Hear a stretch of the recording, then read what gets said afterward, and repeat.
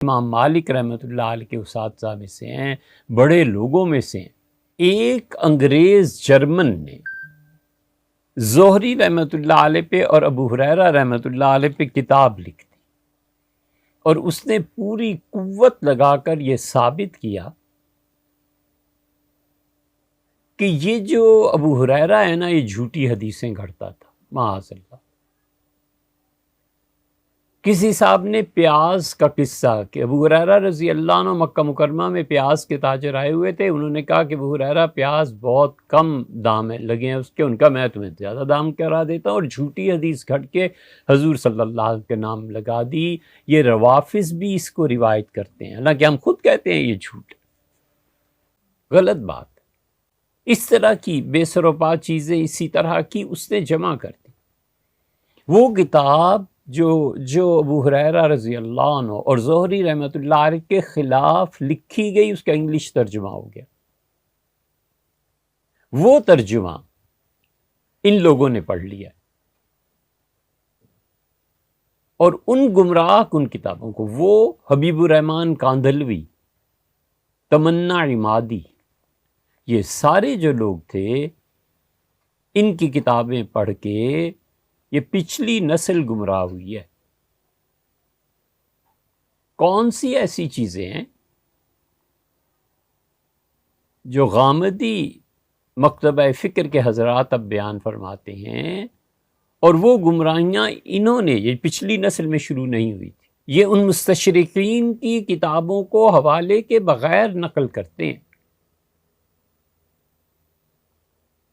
ہم بتائیں گے انشاءاللہ کسی موقع پہ۔ اللہ تعالیٰ نے زندگی دی اور اللہ تعالیٰ نے توفیق بخشی، تو ہم آپ کو بتائیں گے کہ کوئی نئی گمراہیاں نہیں لا رہے، یہ گمراہیاں پچھلوں میں بھی ہیں۔ آپ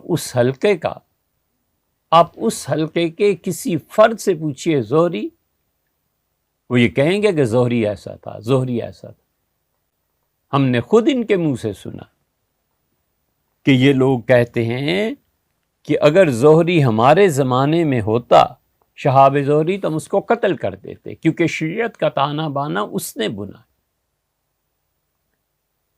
پوری امت جس پر اعتماد کرتی چلی آئی ہے، امام مالک کیا اور بخاری کیا اور مسلم کیا اور دیگر محدثین کیا رحمہم اللہ، سب اس کی روایت کو لیتے رہے۔ اب یہ آ کر اس شخص کو زیر بحث لا کے متنازع بنانا چاہتے ہیں۔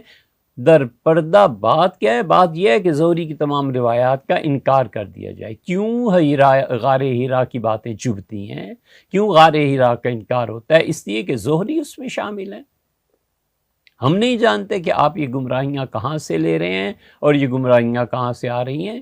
ہیرا پہ پہلی وحی نازل نہیں ہوئی تھی، اس لیے کہ اس حدیث میں زہری رحمۃ اللہ علیہ آتے ہیں۔ زہری رحمۃ اللہ علیہ سے اعتبار اٹھانا اور زہری کو شیعہ قرار دینا اور یہ کہنا کہ زہری پہلا شخص ہے جس نے شیعت کا تانا بانا بنا تھا، آپ ہوش کریں، آپ حدیث کی جڑ اکھیڑ رہے ہیں۔ اس پہ بھی نہ بولیں اور ٹھنڈے پیٹوں برداشت کرتے رہیں۔ کیوں؟ ہم اہل السنہ کا حق بنتا ہے کہ ہم دفاع سے بڑھ کے خود ان گمراہیوں پہ جارحانہ حملے کریں، اور ہم انہیں بتائیں کہ تم کس غفلت میں پڑے ہوئے ہو۔